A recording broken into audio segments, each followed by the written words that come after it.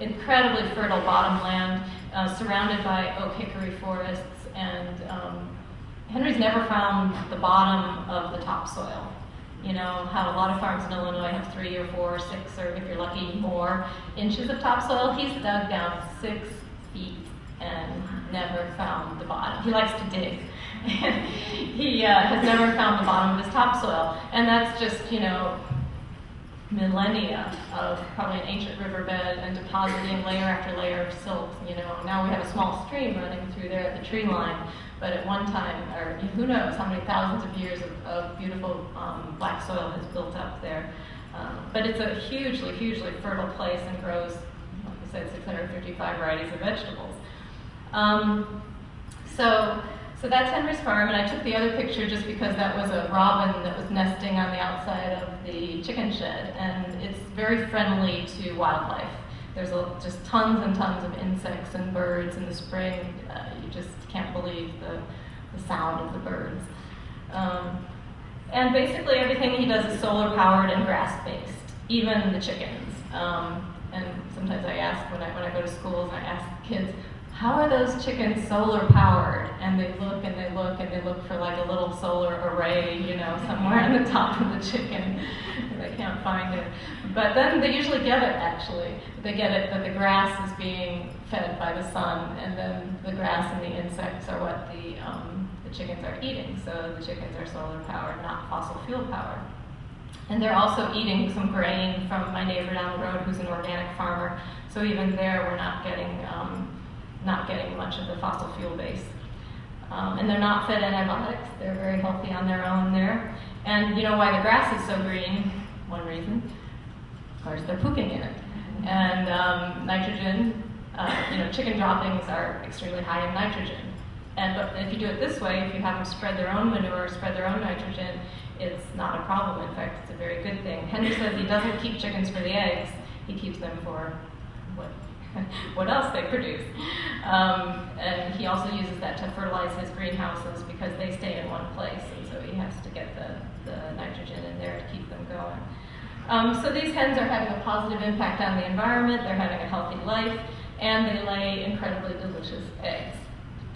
If you were going to buy eggs locally from a hen that was raised like this, you would be doing the exact opposite of polluting. You would actually be enhancing soil and air and water. You'll assist in the humane treatment of animals.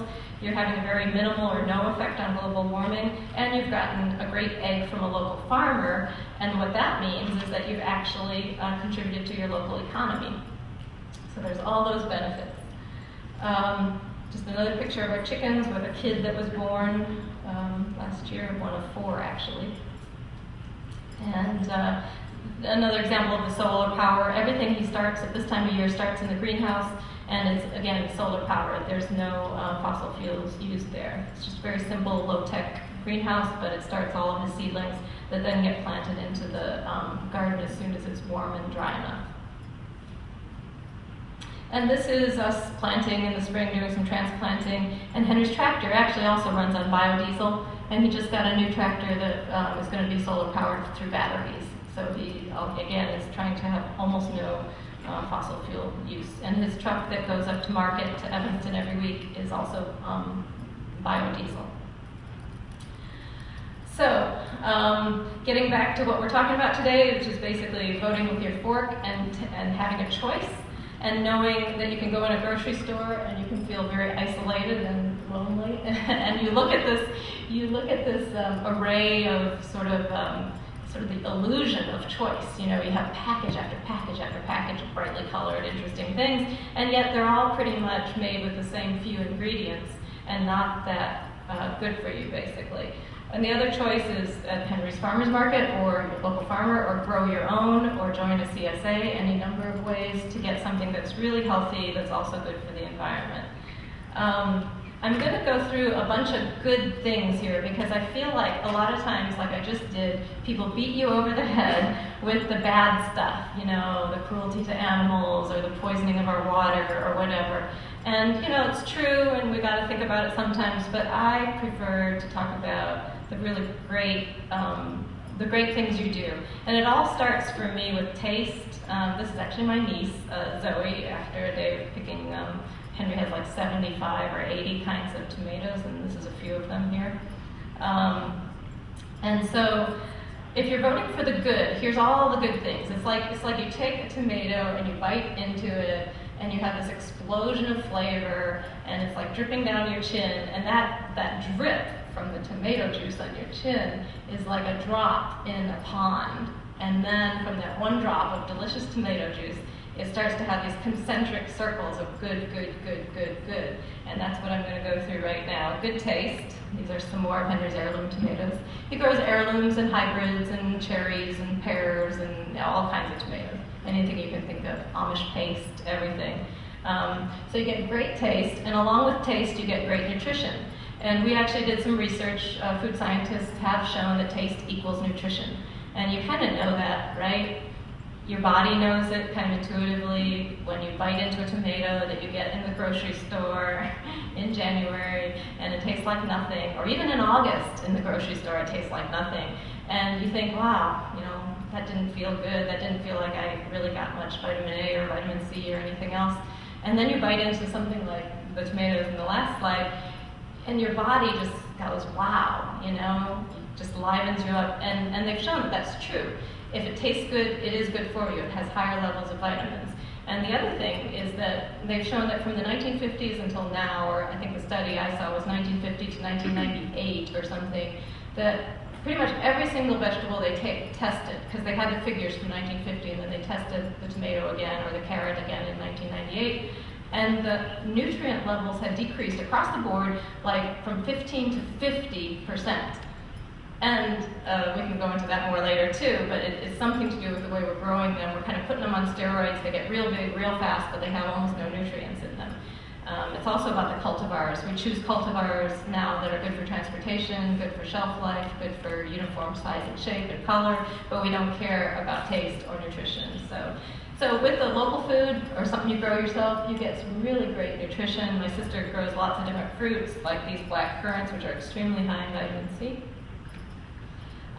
It's good for kids, and this is sort of a health reason, but it's also, you know, just getting kids used to, you know, whatever kids kind of imprint on as a child is kind of what they'll eat the rest of their life. And if they're eating Pringles and Coke, which too many of them are, that's kind of what they think is food.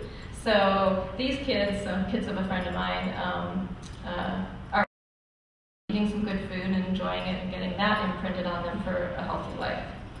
It's good for the soil. I could go on and on about the soil. I think I'll just read a little bit of Henry's book. Henry doesn't have time to write, but he's a fabulous writer. He's probably a better writer than I am, but he never has time to write except when I force him every now and then to write a little booklet like this, Organic Matters, or recently I got him to write this kind of meditations on the solstices and equinoxes. But he wrote this one a while back, and he was writing about the life of the soil. So this is from the horse's mouth.